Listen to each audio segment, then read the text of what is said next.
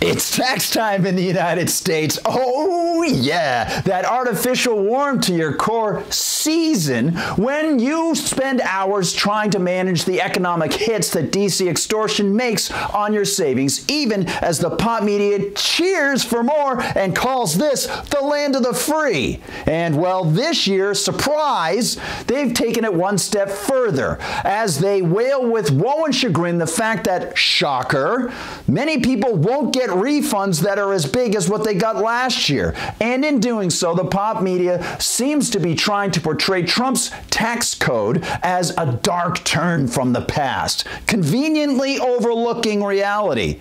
Yeah, heck, some might call this lying through omission. But you can be the judge.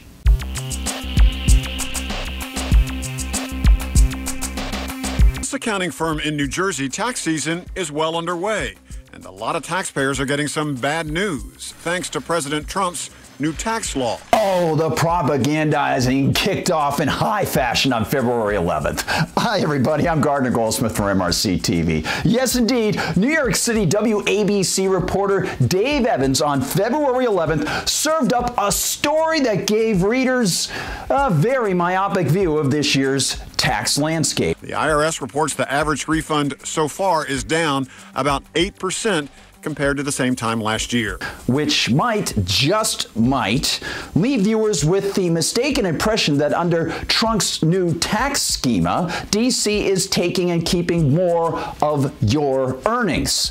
And of course, since WABC is an ABC affiliate, this story was shared by lots of other ABC stations. Well, not to be outdone, the very next day, NBC issued its first anger-mongering story, the headline of which is clearly designed to generate opprobrium through misdirection, reading, quote, "Under new Trump tax code, average refund is 8.4% smaller."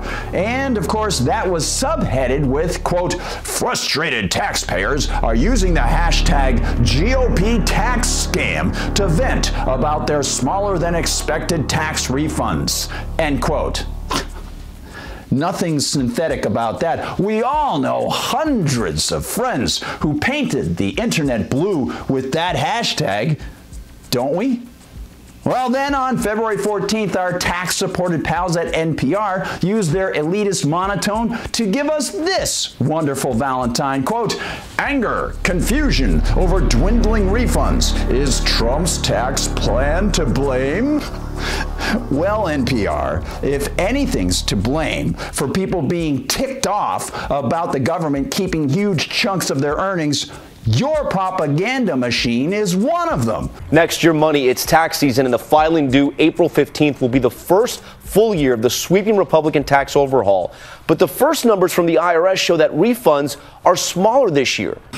Then ABC made sure to show video of a woman lamenting the fact that the government didn't steal as much from her paychecks over the past year and hand it back to her now. South Carolina nonprofit consultant Eva Supersad is single, no children. Her pay jumped $1,000 in 2018. No changes to her withholdings. Last year's refund, $900. This year, she owes $26. I was actually counting on that money.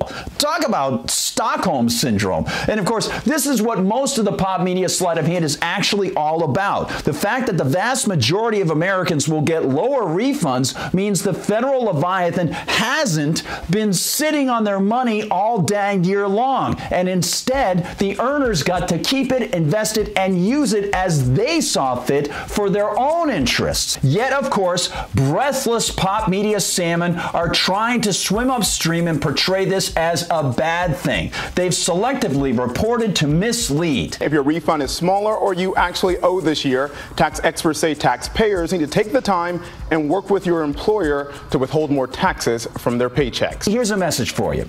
If Americans are too thick-headed to handle their own money without big government keeping it for them, how are Americans who are that dumb smart enough to vote for other Americans to fill the government that will handle the money? What's going on? Well, listen, don't think about that too long, because we would hate for you people in the pop media to take time away from producing more incredible propaganda designed to portray allowing people to keep their own earnings as a bad thing. We just can't wait to watch. So it's no surprise that as homeowners file their 2018 returns, they're fully realizing just how badly President Trump ripped them off. Listen, thank you so much for watching us here at MRC TV. Thank you for spreading the word and for caring about these issues and about truth. Don't forget, like and subscribe. If you're watching on YouTube, hit the little bell, because that will tell you when new videos pop up. And again, thank you so much for caring. For MRC TV, I'm Gardner Goldsmith.